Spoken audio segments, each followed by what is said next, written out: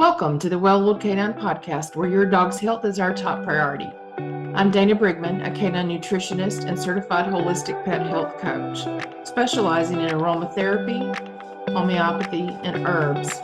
Join me on a mission to help your dog eat better, feel better, and live longer. Now let's dive into a world of natural pet care and discover the secrets to a happier, healthier pup.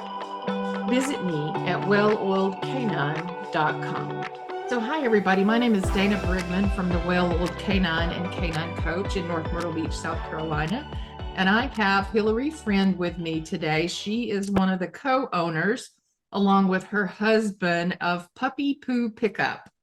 And we're here today to talk a little bit about why it's so important to have this service available and what it means to keep our yards clean and our communities clean after our pets. So Hillary, take a moment, introduce yourself, tell us a little bit more about your business and where you're located, the areas that you serve, and then we'll talk a little bit more about why this is so important. All right, thank you. So I'm Hillary Friend, and I own the business with my husband, Kevin. We started this business early in 2023 out of one, knowing that the Myrtle Beach area is incredibly dog friendly. Like, I love that we can go and run into dogs basically anywhere that we go. But the service is close to heart because both Kevin and I had grandmothers who still were able to stay in their homes and had dogs for companionship, but weren't able to do all of the things to take care of them, which included picking up their poo. And so Kevin's grandma actually had a service like this back in Minnesota, where we're from. It was a little bit more contentious in my household. It was, my dad would go out and pick it up for my grandma. She lived about 45 minutes away, and things like that. And it would kind of rotate. And so the pets are our family, in our opinion.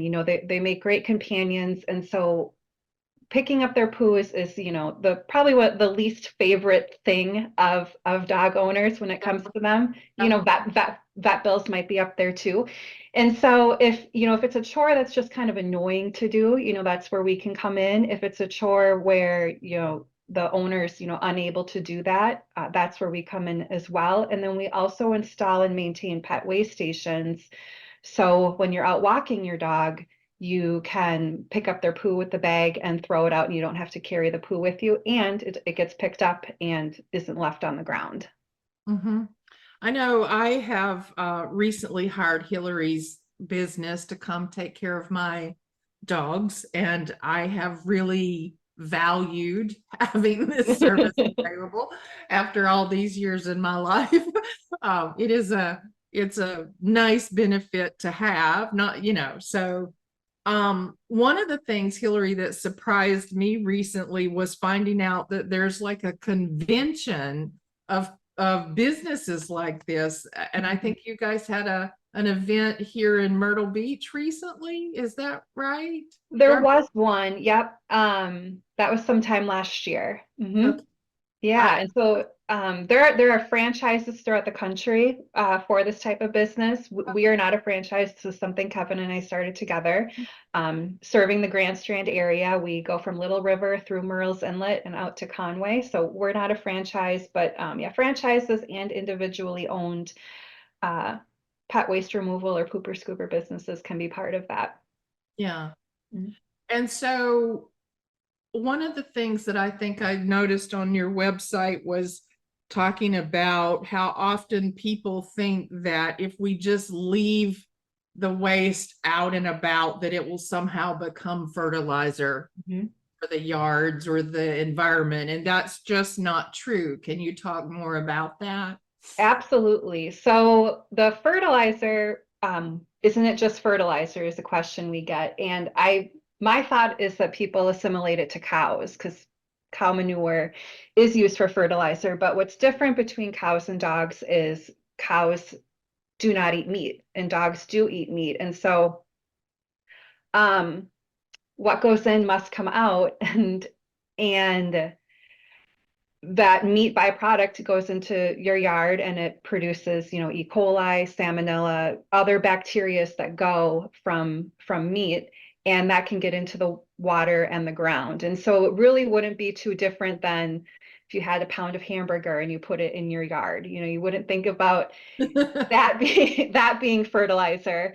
And so it's just kind of the same way. It's just been digested by a dog. And so it's it's important to pick up the poop or have someone come pick up the poop or leave the poop in a pet waste station so that it doesn't get into the ground and the water, because the germs and bacteria that are left behind it, they'll seep in and it can be in the ground for months or years. And then if it gets into the water, then it moves throughout the system. And so we just had Tropical Storm Debbie last week, and we made every effort we could to get to our clients before the storm came, because along with it being kind of yucky to pick up after inches and inches of rain come through, we didn't want that to continue moving through the water and have, further spread and water damage from that. Yeah. So it's interesting because I never really thought about the fact that they eat meat. My dogs eat a raw meat diet, and that's it's very low carbohydrate, right? There are some vegetables and things in there, but it's primarily meat. It's mostly protein. So that was an interesting learning tidbit for me along the way. You think you're feeding them a raw diet, it's easily digested, but what does that do when it's sitting in the yard, so to speak? So what else can you tell us about your business and the community, or things people need to know about this? Sure. So for my own interest, I was trying to figure out how many dogs are in the Grand Strand area. And so running through some calculations between, households and the average number of dogs and the population of the Strand, there could be about 98,000 pet dogs in the Grand Strand area. And then that doesn't include the travelers that come through and bring their dogs. We have pet-friendly rentals around here. And then also all the dogs that are in the shelters waiting to find their home. And so we have oodles of dogs that live or visit the Grand Strand every year. And so they bring a lot of joy to the community, but they also bring with their poo that is left on the ground. And so where we come in, we offer our services to residential clients just like you who want their yard scooped. We also work with businesses who have a pet waste station at their business. And we also work with communities who would like public areas scooped or pet waste stations served. And so we offer our services as frequently as twice per week. We can come as little as once per month, or we can come one time. And so we work with all of our clients to figure out the best needs. We adapt as it's needed. If they think they need scooping a little bit more often, or they need that pet waste station service more often, or if they need it less often than they thought, that's where our service comes in. Another angle to the contamination is families love their dogs, and the kids and the dogs play in the backyard. And so we assimilate the backyard, it's both the dog's bathroom and it's their living room or their playroom. And the same way that we tend to and clean up our own bathroom and our own living room and our own kids' playrooms, we think about that in terms of the dogs. And I don't think you'd want to hang out in your living room if there was poo on the floor. And so we try to bring that backyard when there's poo in the backyard. One of the things for me is the flies. Yes. I mean, hate it. And then in the summer, the smell would be worse. And it's just, there's so many reasons to improve that environment by just keeping it clean. And I'm always amazed at the people who don't. Yep. And we actually work with, some pest control businesses, because it's kind of back and forth, right? The poop, like you said, attracts bugs, and and mice and things like that. And so if they go to a property and see that, there's issues there, and there's also a lot of poo, they could say, this is a culprit. I can be here to clean and mitigate um, the bugs or in the environment and things like that. But also, like, here's another ongoing step you can do. Mm.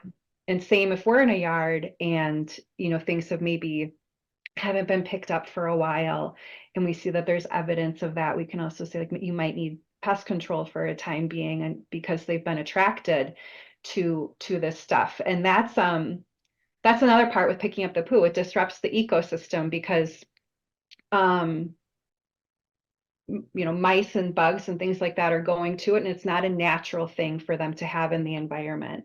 Yeah. Mhm. Yeah. Mm-hmm. Okay. Yeah. The other part too, thinking about dogs' diets, we don't want them eating each other's poo either. No. And Mm-mm. maybe you can speak to this more than I can, but yeah, that's not good for dogs to be eating theirs or other dogs' poo.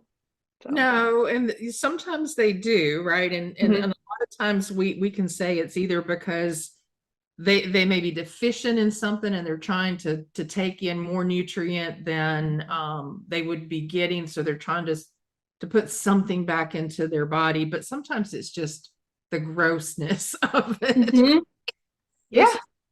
hey, what did you have for dinner? Let me try a little bit of that. And it's Mhm. just disgusting. So there's a whole conversation we could have about reasons that dogs eat poop, but just don't want that to happen. But it's like you said, when the kids are playing outside or just walking in the yard, Mhm. and with remnants on your shoes, even though you may not see it, right? Even after cleaning up, um, sometimes you just have the bacteria on your shoes and your feet and all that kind of stuff. So don't bring that stuff in the house either. Yeah, and that's part of the convenience of, if people choose to use a service like ours, is we can kind of help reduce that risk Mhm. of someone accidentally stepping in it, whether it be the dog or a kid or an adult. It's always one of those things after the fact, you're walking away and you're like, "Ooh, what's that smell?" But yeah, we have families that are clients of ours, and whether they just want some free time, to enjoy their backyard and not worry about one more chore to do, but also the risk kind of being removed of their kid not accidentally stepping in it, and then just a whole nother mess is unleashed inside the house Right. when they're running in.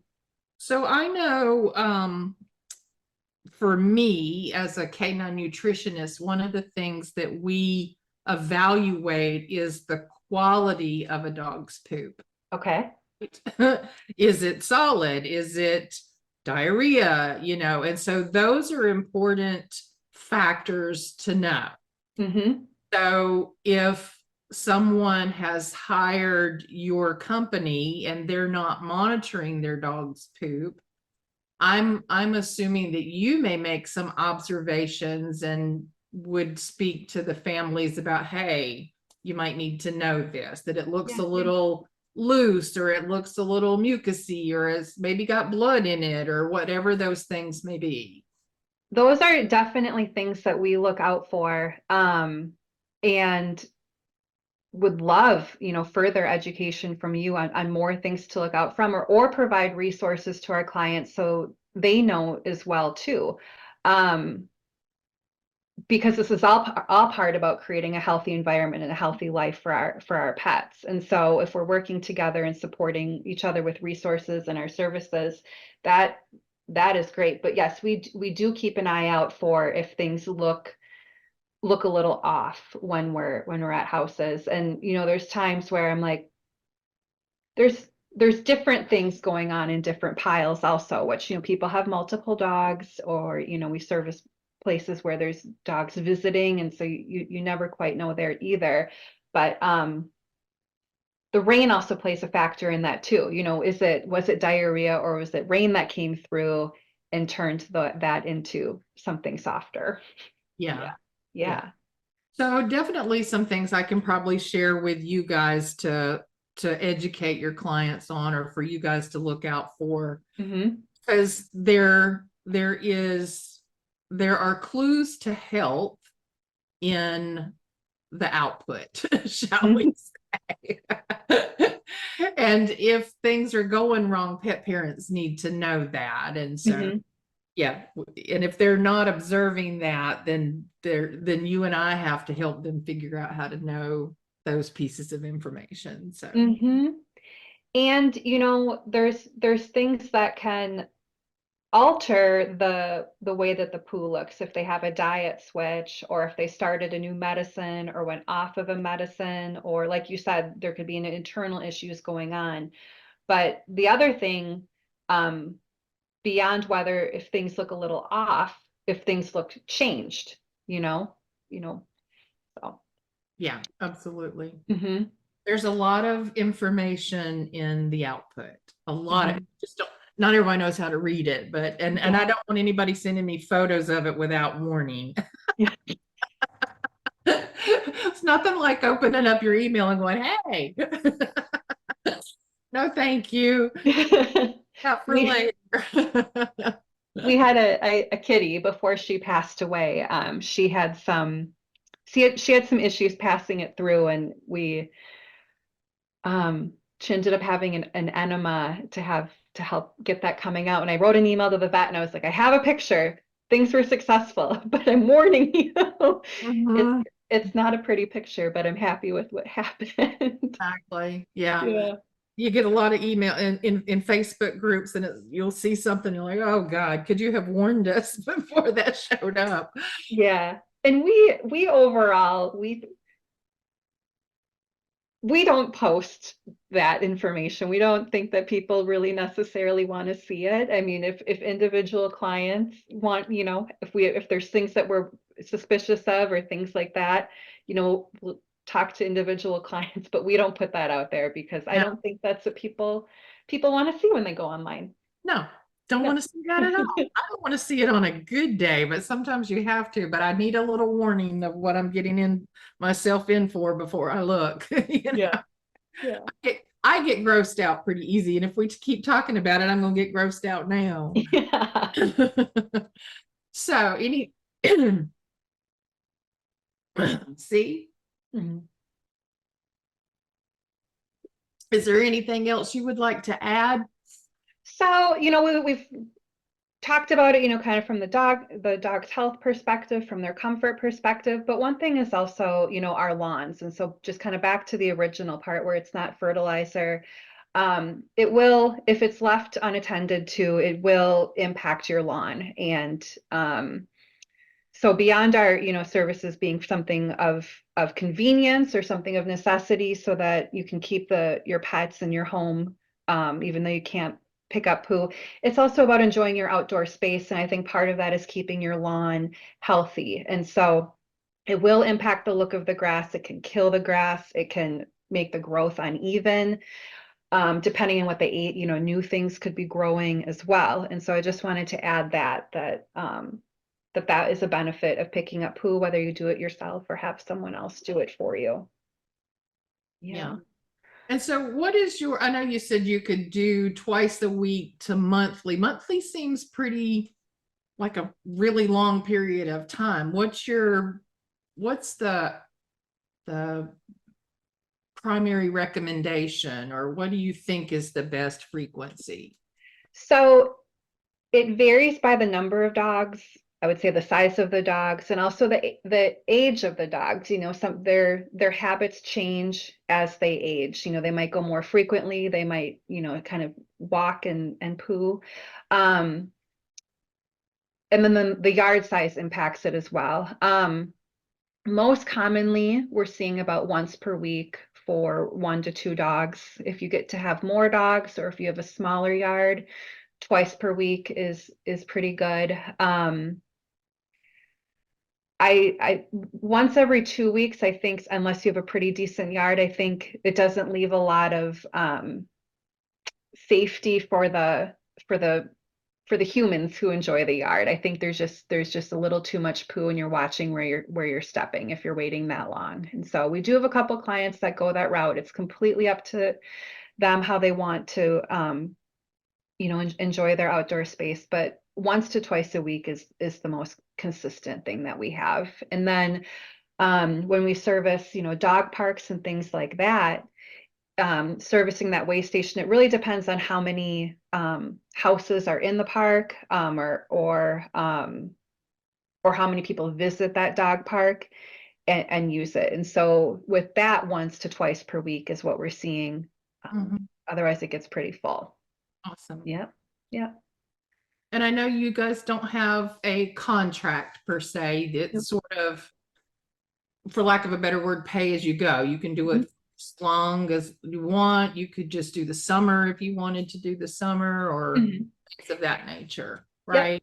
Yep. So we don't operate under a contract. We bill every 4 weeks. And so if you're a weekly customer, it's the cost of once per week times 4 and so on. And then if you need to cancel, we'll just give us 24 hours notice and Mhm. we will work with you on that. But yep, no contracts. And then we can do one-time service or we can do recurring service like you're doing. And then if it's something for a temporary need, like if you have an injury or a surgery or things like that, kind of give us a heads up so we can make sure that if you want, it helps to give us a heads up and we can kind of make sure that we know that the end is coming and adjust your billing and things like that. But yeah, no contracts. We try to be as kind of invisible and just kind of be in and out and take care of that. And it's like the poo never existed. So Exactly. we try to have our billing and our policies be as reflective to that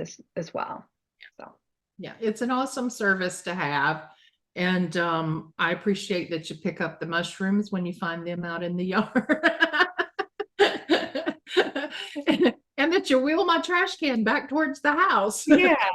Well, with the mushrooms, my grandfather knew, which mushrooms were toxic and which weren't and things like that. And I just, when I see them, I don't know if the dogs will be curious about them, if they'll go after them or not. I'm already there, may as well just throw them in the bag and have them out of the way. 'Cause if they're a good treat, let me know. But No, if I prefer yeah, yeah, it gone. I don't trust wild growing mushrooms because I don't know whether they're toxic or not. If I don't order them to be medicinal mushrooms, my dogs aren't getting them. So, yeah. And so we're just, we're there. So we try to do that. Sometimes we see rabbit poop. We get asked about goose poop all the time. We try to take care of that as best as we can. Also, that's a little bit more time consuming since it's very small. But we try to take care of those things that so you don't step in them, your dogs don't step in them, and also they don't eat it. So yeah. Last mhm. year, my neighbor, so my yard is obviously fenced in, and my Mhm. neighbor's is not, and they had coyote poop in their yard. Ooh. Yeah. I was like, let's not have that come through my yard. I don't, because I have a little bitty dog. He's 19 years old. Mm-hmm. Anyway. All right. Well, Hillary, tell us again the name of your business, the areas you service, your website, and how people can reach out to you guys to get your services on board. Sure. So we are Puppy Poo Pickup. And our website is puppypoopu.com. And so that PU stands for pickup, but it can also be Poop University for employee training. And then PU because it's stinky. And then our phone number is 843-653-5782. And people can call or text that phone number if they're interested in signing up. You can also sign up right through our website. We have transparent pricing on there. So it's when people sign up, it's the weekly charge. And then depending on the number of dogs, there is a new, an initial scooping fee that just varies by the number of dogs. We do work with local rescues and provide a discount off your first month. So we give you 25% off, and then we'll give the rescue, whether it's Grand Strand Humane Society or Humane Society of North Myrtle Beach, we'll give them the value of 25% of your first month for signing up. And so it's important for us to support our community, and support, the dogs that are looking for homes, and the rescues, and the paid and volunteer work that goes into keeping them happy and healthy. And so we do have those promo codes available, and we try to support them as we can. That's fantastic. Yeah. Well, thank you for sharing. This has been very educational, and I hope that more people will learn that your business is here in the area and available to them, and start using it. Maybe one day you can be a franchise. Yeah, it's a goal. So thank you so much. Thank you so much for welcoming me on here. I love your approach. I just want to say, when we've had dogs with health problems, and cats, as they get, into later in life, and there's all these pills and chemicals and things like that, I've learned, that really taking a holistic approach throughout their life, and at end of life, it's helpful to have options, because they can't talk. And so to give them options and try to understand. Right. They can't say words, but they do tell us a lot. And we do learn to do that, and focus on nutrition and low tox lifestyles, and all of that kind of stuff will lead us to better longevity and better health. So yeah, thanks for coming on, and I look forward to talking to you again soon. For sure. Thank you. Pleasure. All right. Am I stopping recording? Thank you for joining us on the Well-Oiled Canine Podcast. I'm Dana Brigman, your canine nutritionist and certified holistic pet health coach. I hope you found today's episode valuable and inspiring for your journey towards better health for your dog. Don't forget to visit me at theweloiledcanine.com and check out our members forum for lots of discussions, interactions, education that you won't find anywhere else. That's at members.weloiled.com.